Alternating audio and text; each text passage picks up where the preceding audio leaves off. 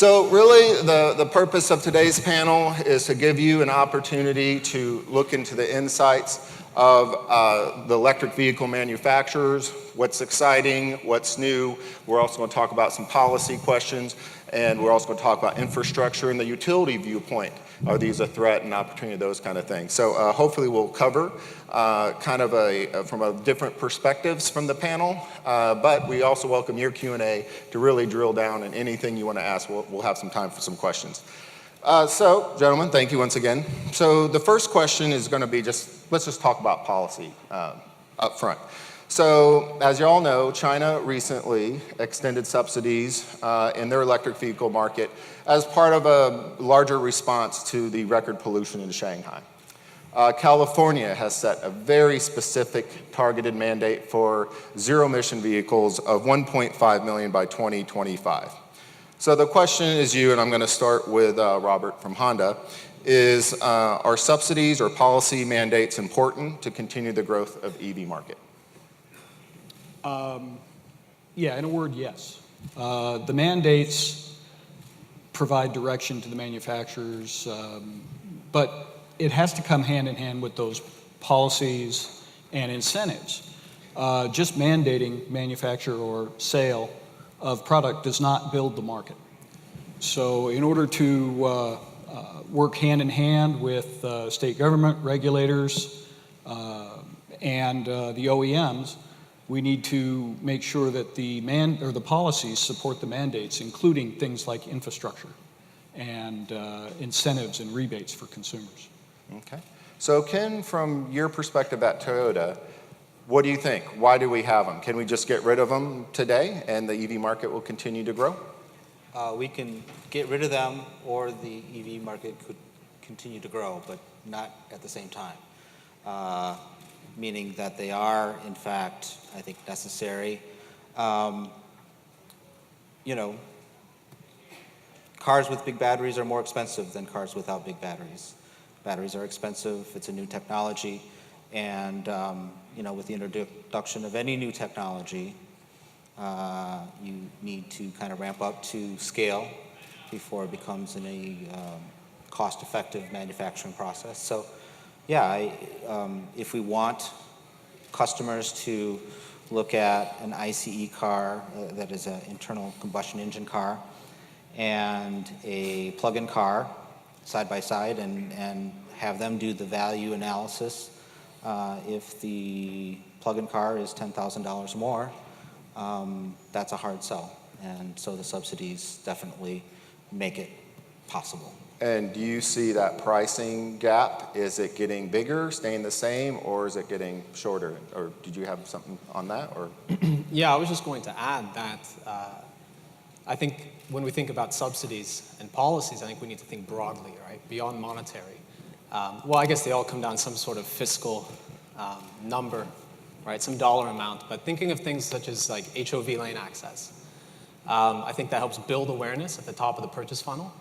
I mean, I think a lot of you, I hope all of you in the room here are aware of electric vehicles and you've seen the models out front.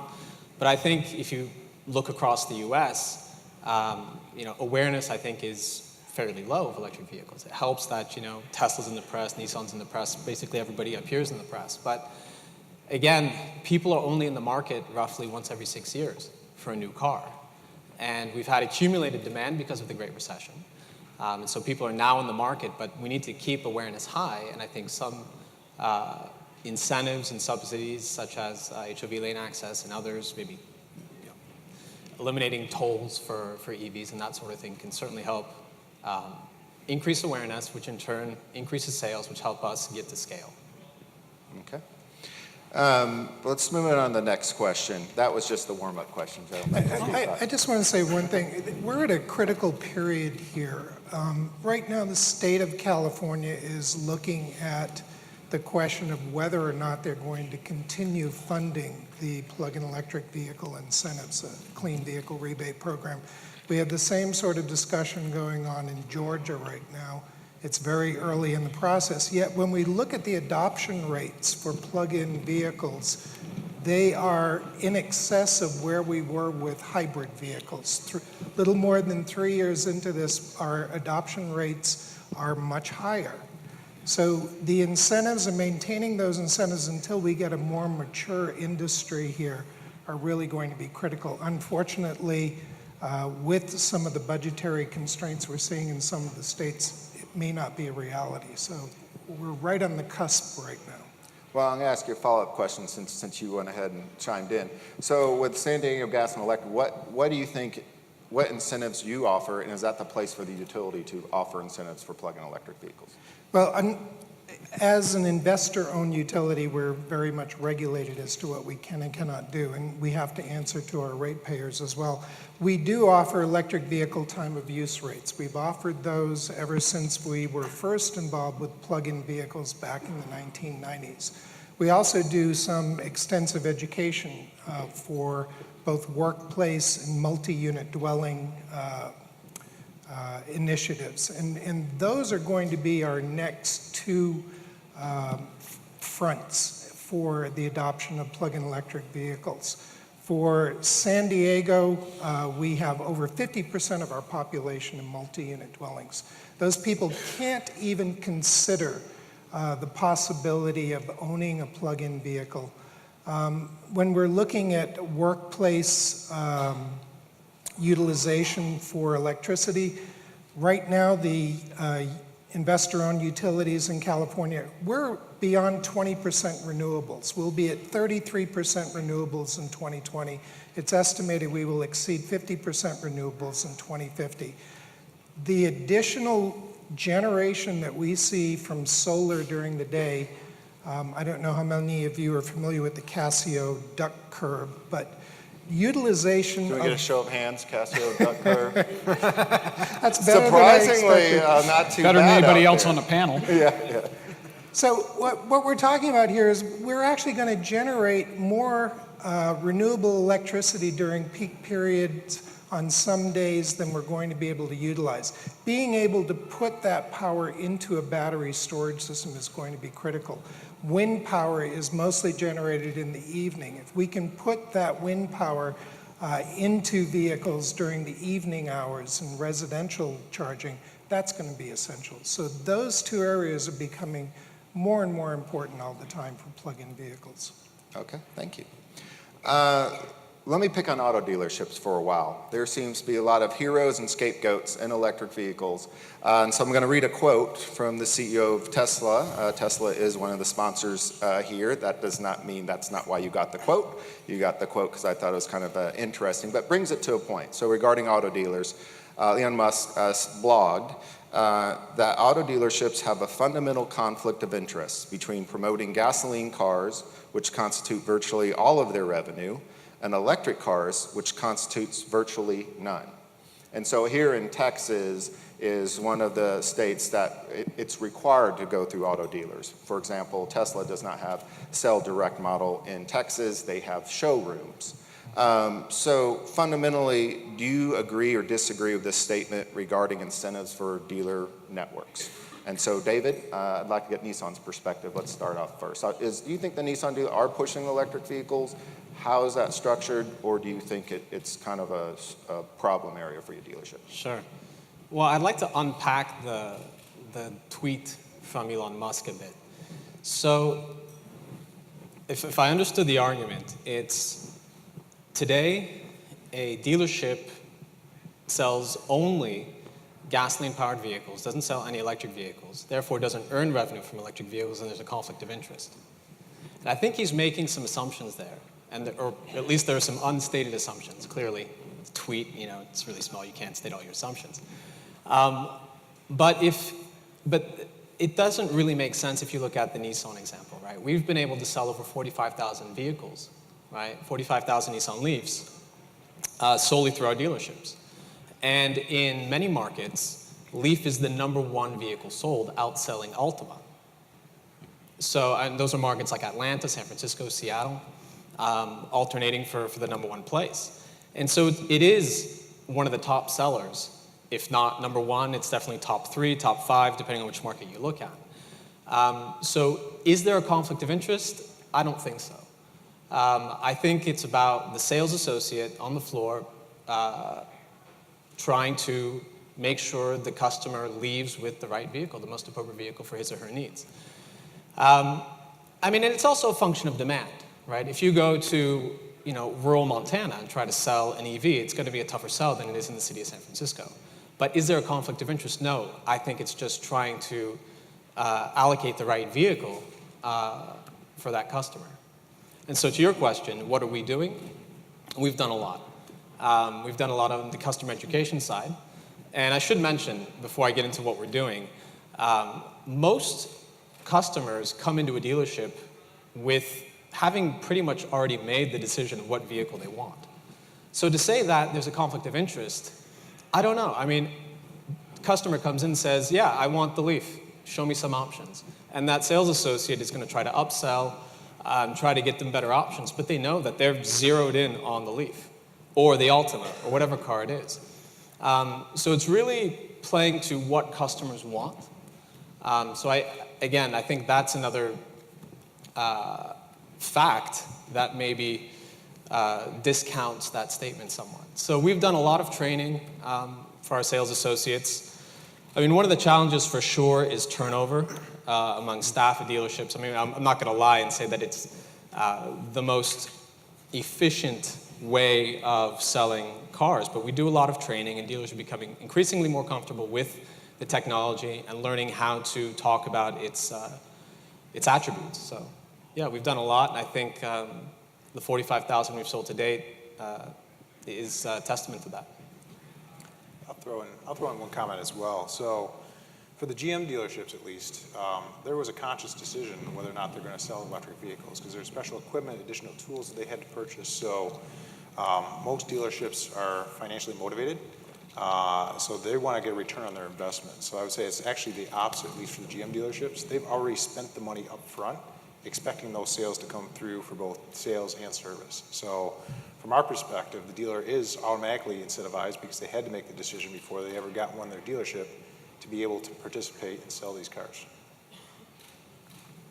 Okay, so would you say overall there is, once they buy in, there is an acceptance to push these vehicles on par, or in some cases even more, or do you still think there is quite a bit of resistance? If someone comes in to, let's say, an Austin dealership and just says, I want a vehicle, and I'm just commuting, they don't say electric, they don't say gas, but they present themselves in such a way where maybe they're a right demographic, they're that perfect range of the electric vehicle that's on the route, they're very conscious about the cost of their fuel, maybe they even have something that kind of indicates they might have an environmental concern or something like that.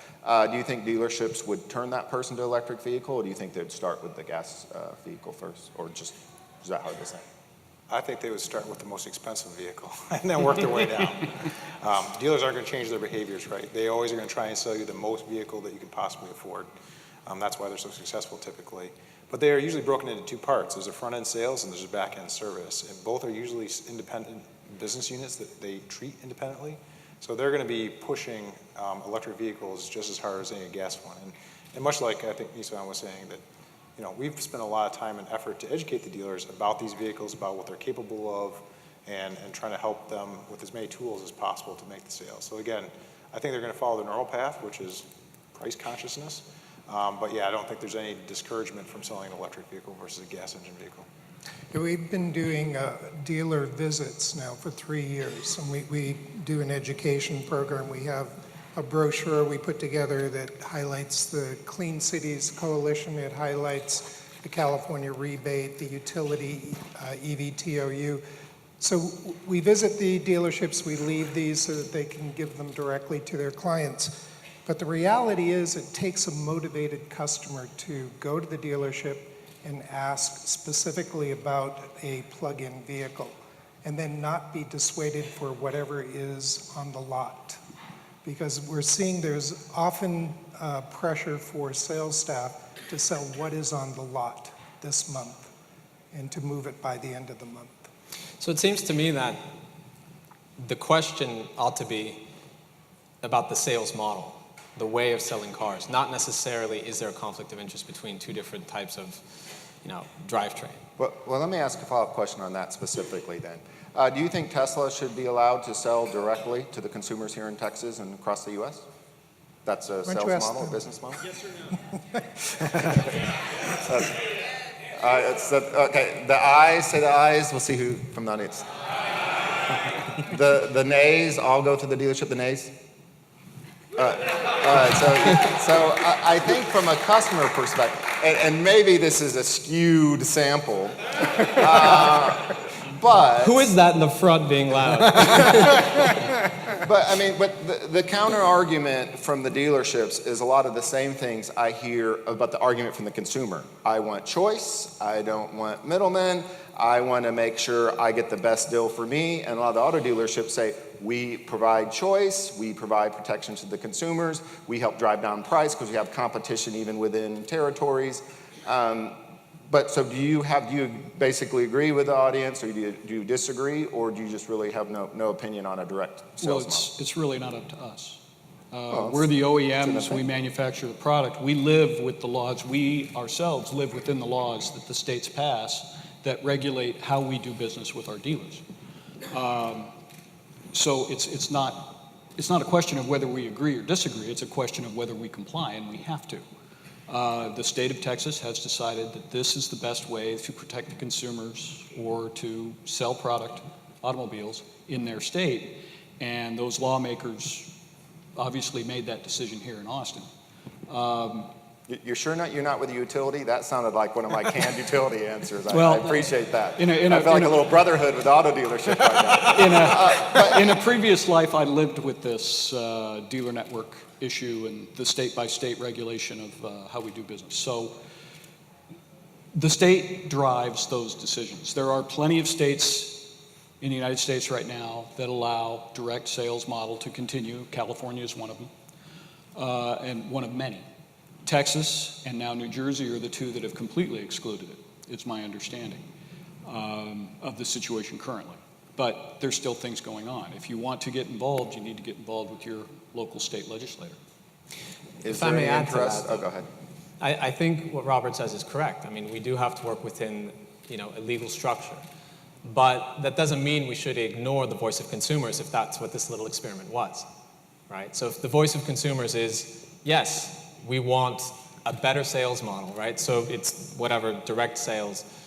I mean, we need to improve the sales process, right? And can we do that within the confines of the law, right? It's okay, you can clap. And no, I think we need to look at, can it be done within the confines of the law? I mean, to simply eliminate dealerships, I don't think that's necessarily the right answer, right? But how can we improve the sales process? Clearly, the haggling, that's not something people appreciate, right? And there are, solutions that have started to address this, right? There's TrueCar.com, for example, not to endorse a single product, but it's fairly well used, right? A lot of people go on, they see the price, that's the price you're going to get, and they buy their car online, then they go to a dealership, and at the dealership it's transacted, right? There are ways of working within the law, and I think we just need to look at how to improve the sales process and listen to consumers. And the reality is, in the early days, with the Nissan Leaf and the Chevy Volt, you went online, you basically designed the vehicle, selected the options that you wanted, you selected a dealer where you wanted to pick up your vehicle. Just about 90% of that transaction was conducted online, and that's where we are in this day and age. People are doing their shopping, doing their selection, doing their education online, and we're very close to that model already.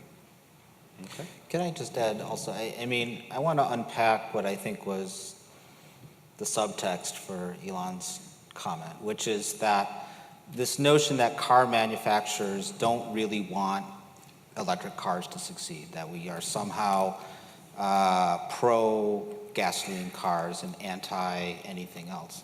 I just think that's nonsense. I mean, our business model depends on selling cars at a price that we can do so sustainably, not how much it costs for you to put fuel in that vehicle or even how you fuel that vehicle. Believe it or not, there's a lot of environmentalists in car companies. The people on this panel, people who tend to be working all day, every day on EVs, or the next thing after that, or the next thing after that, We're doing that because we want to see cars that are more sustainable sell and become mass market, and therefore having significant impact on the environment. And the only way you do that is by creating a product that customers like, that customers find value in. And if by some kind of magic we could make all EVs be the best experience and the best value for all customers, we would love that. We would love to be on the side of the line of people who are seen as part of the solution. And this notion that car manufacturers like gasoline, like selling gasoline cars, it's just not true. Well, and maybe the panel, to get to the point, is from a dealership perspective, do you know percentage of their revenue is from selling that car, which is a transaction, versus the fluids and the oil changes and the maintenance checks, where right now the early data is showing that EVs have a lot less of that. I mean, for one, there isn't oil. You don't do oil changes. There doesn't the fluids. The maintenance checks are much further out. Do you know the percentage of revenue from if you own a dealership, how much comes in from your maintenance bay versus how much comes in from what you get on the sales floor? I think we do. I don't know if we can share that. But, Yeah. Okay. No, but to your point. That's a fun fact to figure out. But to your point, what you're stating is this on the service side, there's less revenue, right, for the dealer. That's the assumption you're making. That's essentially what you're trying to get at.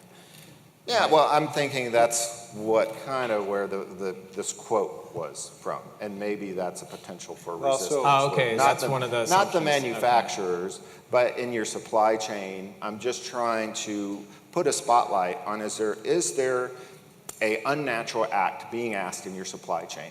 An unnatural act means something you're told to do or supposed to do, but it's unaligned with how you're being incented, how your incentives work. So that's all I'm trying to find out here, is if there's been discovered an unnatural Well, act. let me throw a couple sound bites at you.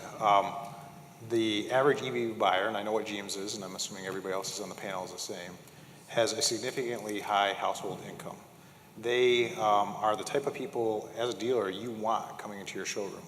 Many of them don't have one car, they have many cars, and oh, by the way, if I'm going to take a long trip, I have probably some very expensive SUV sitting there, and it's probably like maybe a Lexus or some other vehicle. From our perspective, the dealership love these customers because they don't buy just one car, they buy many. When I was responsible for the mobile app that goes with the Volt, myvolt.com, I built all those. I cannot tell you how many people, when we first started launching the Volt, came up to me and said, well, I want to buy 3 volts or I want to buy 5 volts. These are customers that dealers love to have.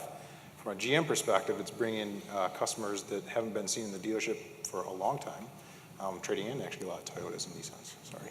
Yeah, conquest rate is and very high in BMWs Nissan as and well. Mercedes. So from our perspective, there is no disincentive for a dealer to have one of these customers walk in their door. Okay. Yeah, sorry, I didn't mean to cut you off. Well, but I I'm also wanted going to move on from the auto dealership question because we still have a few, and I'm kind of keeping an eye on time. Let's talk about something a little more fun here, about the technology, the cool. What are you excited about? What is either just came out or something you can announce that's getting ready to come out that really has you excited from a dealership perspective? So let's just kind of start from this is the one question I'm just going to ask everyone to comment on. Paul, let's start with you. What are you excited about? Well, so probably about 4, 5, 6 months ago, we made an announcement about a company called Timber Rock in Delaware. They create solar canopies with battery backup systems. And this is the first time, from our perspective, we've gone beyond just research and development or a proof of concept. They have some volts that they're using as their own personal vehicles. They're using our smart grid APIs that we've had out there for about the last couple of years. And they're bidding into the PJM market for spring reserve and frequency regulation. So they're literally making money off the batteries that sit in their Volt today. And again, the part that we're excited about, which I don't think any other automaker can claim, is this is not just another proof of concept we've done with a utility or with somebody else. This is a small company that's finding a way to generate revenue off of that battery capacity in their vehicle. So that, from our perspective, we want to see more of that. I know Cal ISO is finally, starting to make some headway and coming up with some new innovative things and trying to catch up to PJM. But from our perspective, we'd like to see a lot more of that because we know it's possible. This is our first proof point that someone's doing it. Okay. Okay. Well, maybe I'm too much of a engineer pragmatist, but I get excited about things that most people don't get excited about. And the thing that really makes me excited is the thought of these very high mile per gallon cars or electric cars are becoming much more mainstream. It's really, really important when you're in our business and you're thinking in terms of environmental improvement and sustainability, not to just think of the halo car, the car that's going to cost $180,000 and is super clean and does the dishes and all that. You know, those are great. Those look great on commercials. They look really good in magazines. But you don't sell that many of them, which means that not that many people are making the choice from their current car to that cleaner car. It's really key to bring the price down to the mass market, because that's how you really make an impact on the environment, not just having the flashy message about look at our super cool car, but seeing people come into your dealership, taking away one of your newer cars, and seeing them make the kind of day-to-day bread and butter decisions that's in their best interest that also help clean the environment. Okay.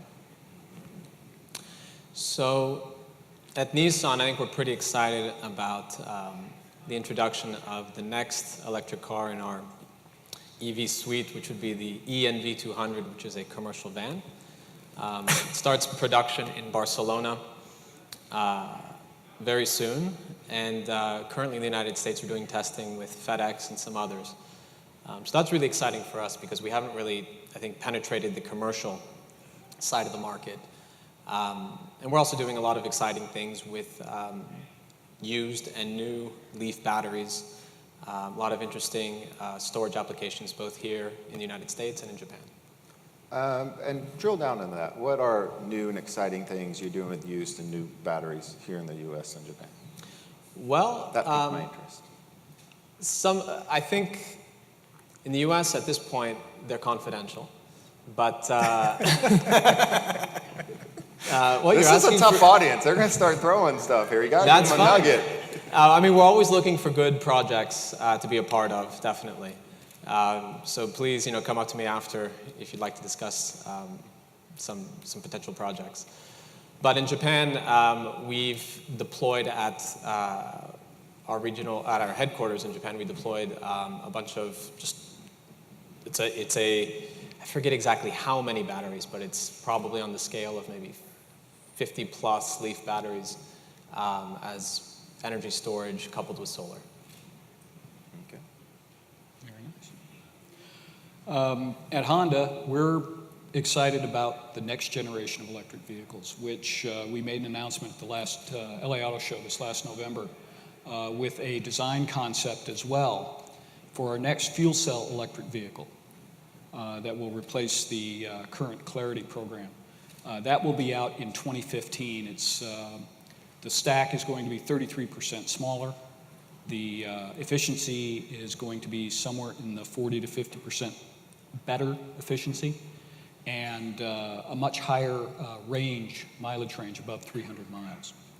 So we're very excited about that. Again, that comes out in 2015, and that will also help drive the next generation of other electrified vehicles that we'll be coming out with. Much closer to today, tomorrow, as a matter of fact, we are having the grand opening of our Honda Smart Home that has been built in the West Village of UC Davis, University of California, Davis. That home is going to be a zero net energy, including transportation. The transportation is provided by a Fit EV. That will be leased out to visiting professors and graduate students throughout the school year for the next several years. That project was headed up by our Environmental Business Development Office, a gentleman by the name of Michael Koenig. if you want to go to hondasmarthome.com and read the blogs and maybe even get a video of the grand opening ceremonies tomorrow, it might be an opportunity for you. Great. So if you think I'm going to talk about vehicles on this panel, you got another thing coming.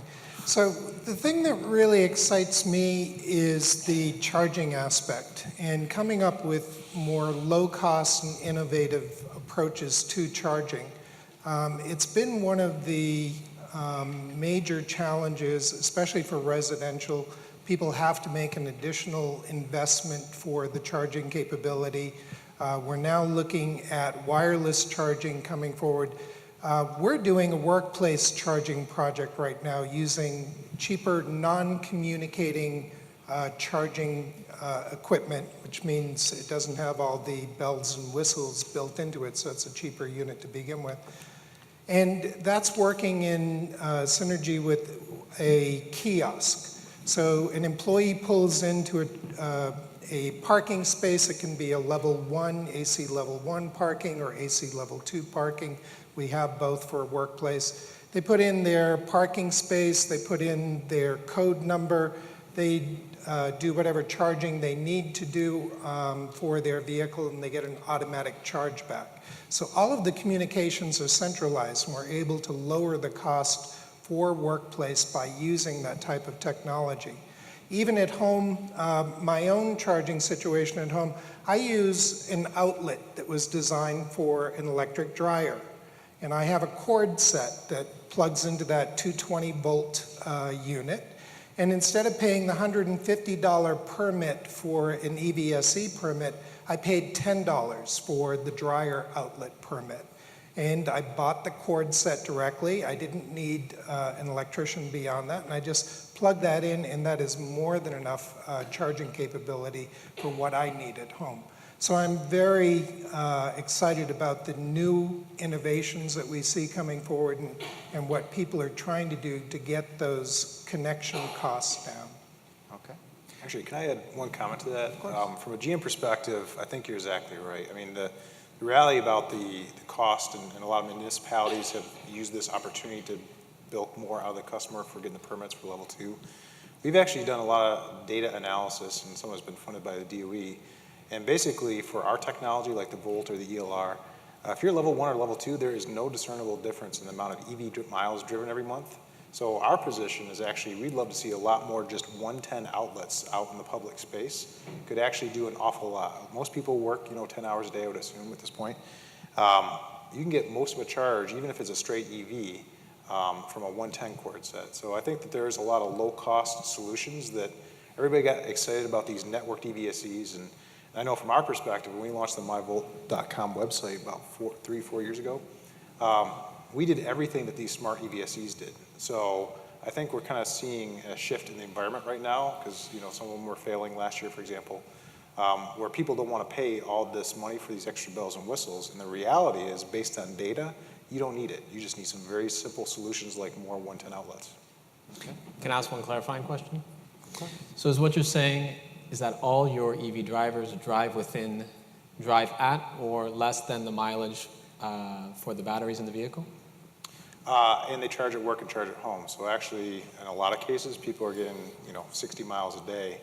I won't name the study, but we may want to compare the DOE-funded Nissan Leaf average miles versus a Volts, and you'll be shocked that we may actually have the same or more. So what we're learning from all of this is that there isn't the range anxiety, and people are, for whatever reason, more incentivized to plug at work and plug at home. So we're seeing some really interesting data around that. So we've taken a slightly different strategy in terms of infrastructure development.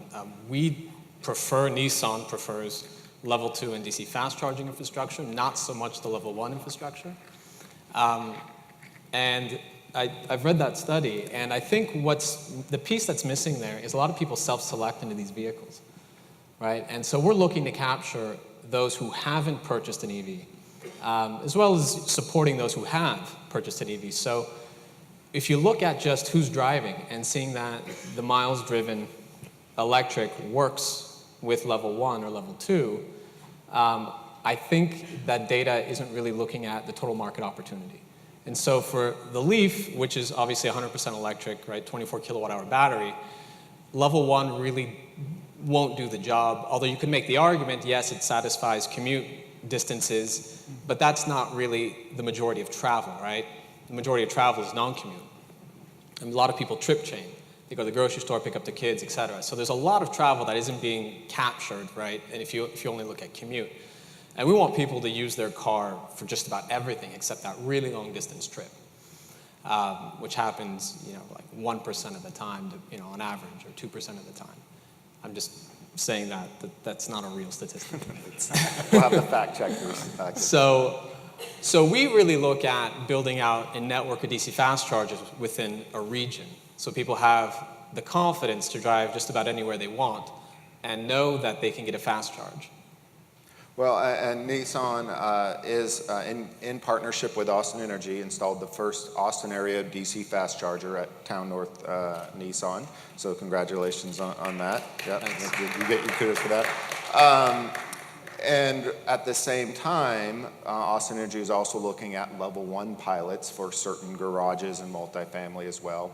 And then in the middle, we have 186 level 2 public charging. And we have some fast charging at the airport for ground service equipment. So in a typical utility mindset, we think of diversified portfolios and we arrange it that way. I think there's a place for all, me personally. And that's how we kind of look at it. I'm getting almost done with the formal questions here. So if you have a question for the panel, you can start lining up here. And it really does just look like a black hole right there. You're going to have to really get on the microphone if you want to be called up. So I'll start encouraging people to come up here. I just want to make one comment on the charging infrastructure. We're really finding that people are finding the vehicle that fits their lifestyle when they're making a vehicle choice. They're purchasing the vehicle that is going to allow them to do the majority of their charging at home. We're seeing 80 to 90% of vehicle charging occurs at the home. We see the next largest component at workplace, and probably 5% or less is public charging, because the other aspect of charging that people have to remember is the time commitment. So when you're somewhere, like at work, and you're not having to wait for the charging, that's a natural fit. When you're having to actually wait for the charging, that becomes a very much less desirable situation for people, and they pick the vehicle. If I had to drive to LA, which is 108 miles every day, I would probably, and I do, drive a plug-in hybrid. That gives me 99% electric use Monday through Friday, and on the occasional trip I have to make to LA, I can get there without stopping and having to do additional charging. So people do their homework and they purchase a vehicle that fits their lifestyle. Okay, good point. And what I'm going to do, I'm seeing a pretty good line here, so I want to try to get as many viewer questions as possible. So step up, state your name, and ask. Hi, I'm Bill Meehan. A quick question. You mentioned the fellow from Honda about fuel cells. So I'm wondering what the panel thinks about fuel cells. Are we talking hydrogen or natural gas? And the other technology I'd like you to talk about is perhaps charge in motion kind of technologies. Thank you.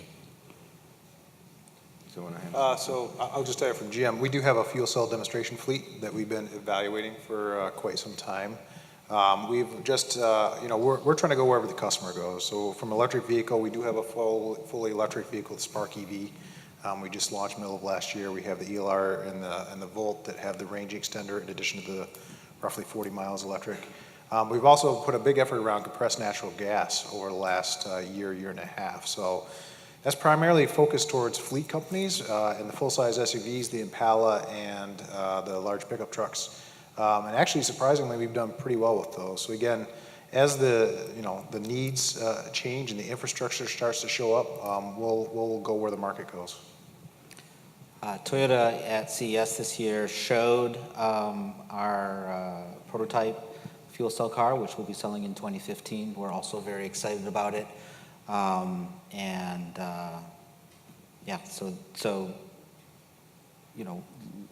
Like we've been saying, we're fairly agnostic actually about the fuel. Again, that it doesn't really change our business model, whether we sell cars that are fueled by a plug, natural gas pipe, gasoline pump. We want to bring the best value to customers, and I think the fuel cell car that we'll be bringing, we're all very excited about it. So for Nissan, we are working on a fuel cell vehicle. We're doing that in partnership with Daimler and the Fuel Cell Partnership, California Fuel Cell Partnership. But we're very much invested in EV right now. So to allocate as many resources to fuel cells just strategically wouldn't be wise. So we're really going to continue to push on the EV front for a long time, because that's really core to our strategy of realizing, and this is sort of corporate speak, but what we call the zero emission society, really creating an ecosystem for EV that's going to continue to drive sales and just make this a reality. And just to clarify, from Honda, the question was, what are you excited about, what's coming up, what's new? But we have a large presence in conventional hybrid. We have a plug-in hybrid Accord. We have a natural gas Civic, which has been in continuous production since the 1998 model year. We're the only manufacturer that's had a natural gas vehicle in continuous production since then. So we take a portfolio approach. Fuel cell is just one leg of the stool, if you will. Plug-in electric, hybrid electric, and our high-efficiency internal combustion engines all make up the entire portfolio of what we consider to be a very efficient fleet of vehicles. Great. Next question. Kirk Hodel, my question is geared towards building infrastructure for rural areas. I mean, most of the focus now is on EVs and hybrids in urban areas where we're worried about too many emissions for the population, like Shanghai, China, or New York City and such large urban centers. But is there any expansion on getting infrastructure out to rural areas? Like here in Texas, we have a bunch of farmland and ranchland, so are any of y'all focusing on that, or is that just a non-issue right now? Well, I can weigh in from the infrastructure perspective a bit. Obviously, our service territory is Austin, but we did apply and win a grant that's called Central Texas Fuel Independence Project. So I have the person leading the grant. I'm sure he's happy for his plug over here, raising his hand, Drew.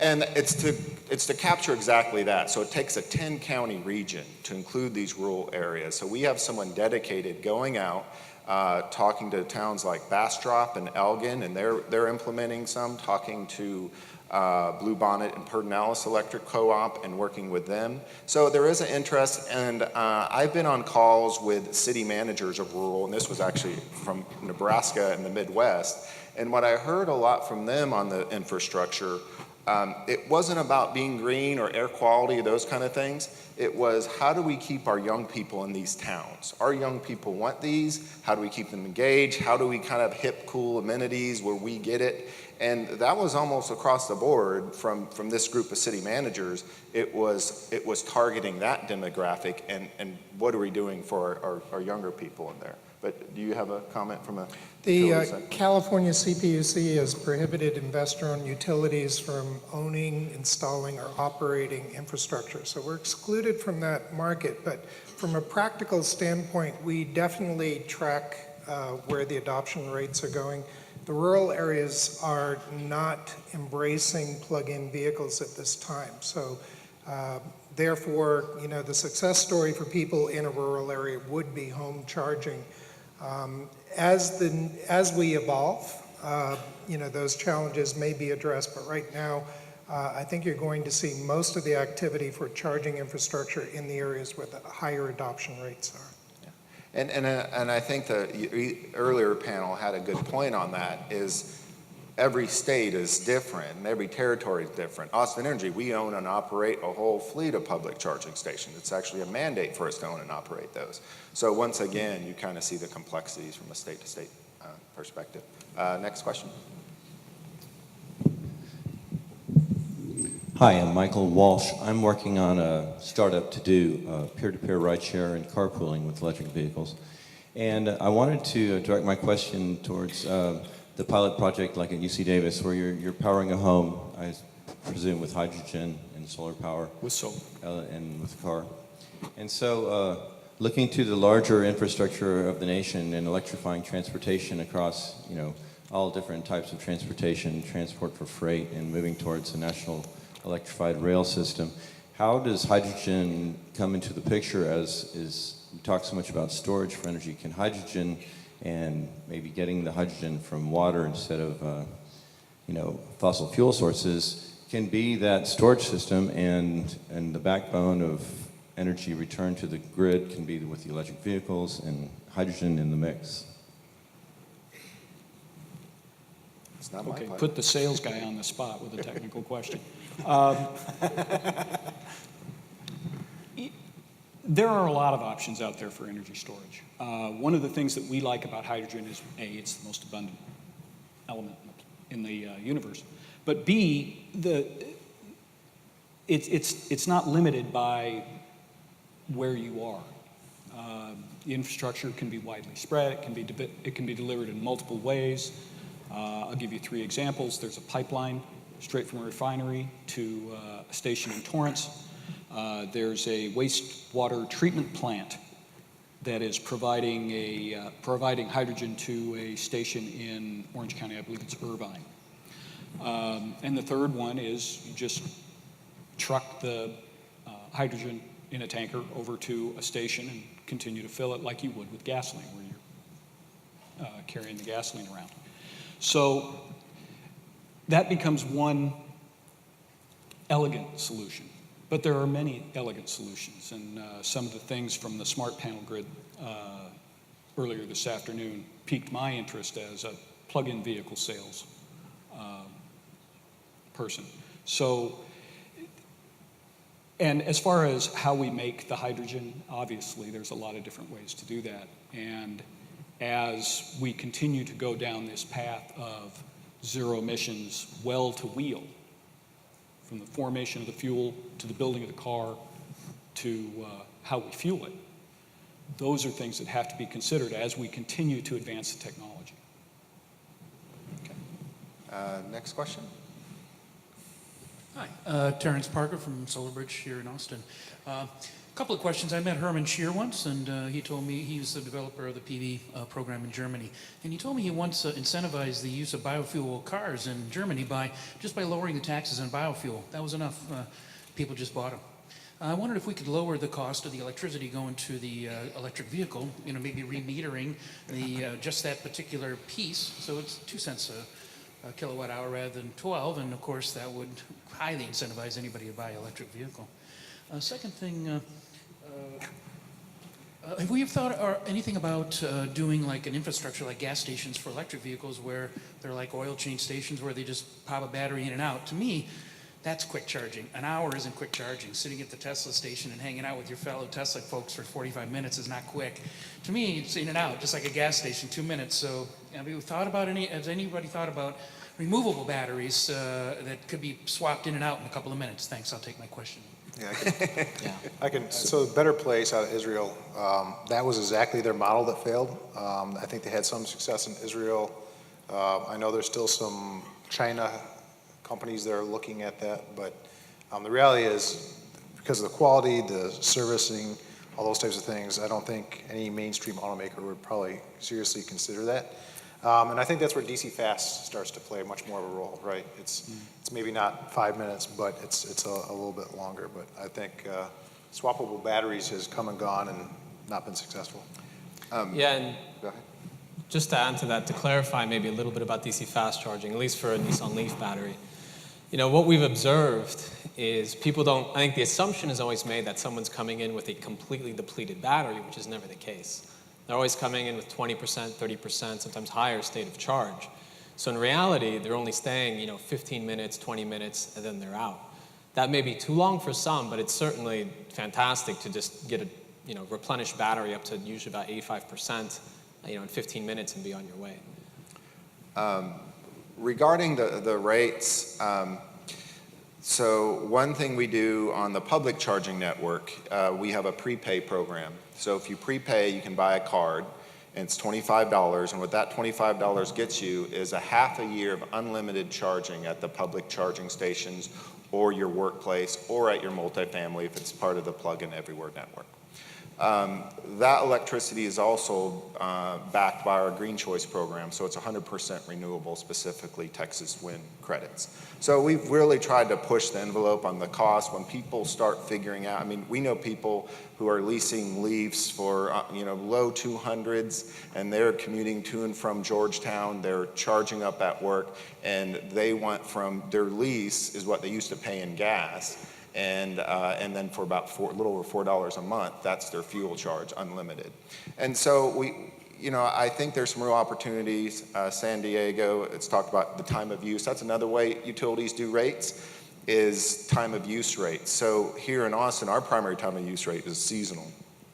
We do have a pilot for throughout the day time of use. And what that does is encourages behavior, encourages you basically to charge at night and not during the day. And so Pecan Street, which is based here in Austin, did a pilot at Miller, which is one of our neighborhoods here in Austin. A pricing trial just on that is if there's a price delta and difference, how much does that impact behavior? So that's the kind of things you're driving from a price perspective. And I would just mention there are some realities here, economic realities. If you're in the Pacific Northwest and you have an overwhelming supply of hydroelectric electricity, being able to offer a 5-cent per kilowatt hour electric rate may be within the realm of feasibility. If you're in California and you're required to generate using natural gas, you're not going to be able to get to a 5-cent per kilowatt hour rate. So you have to start with the basics of what your generation source is relative to pricing as well. I was just going to add that it's important to realize that having a lower cost of fuel is not by itself going to necessarily push driving or buying one car to another.